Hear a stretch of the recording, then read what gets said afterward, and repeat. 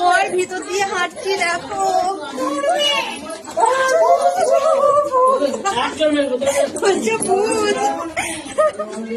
দেখো দেখো দেখো দেখো সে ঘর ভিতর দিয়ে হাঁটছে।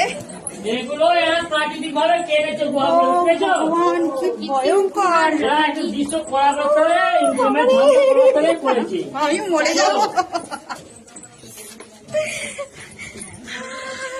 উঠে পড়েছি, ঘর ভিতর দিয়ে উঠে পড়েছি। বাপরে আমি যে হাতঠাল করে ফেলবো। দেখি তোদের মুখগুলো দেখি, ঘর ভিতর থেকে বেরোলি।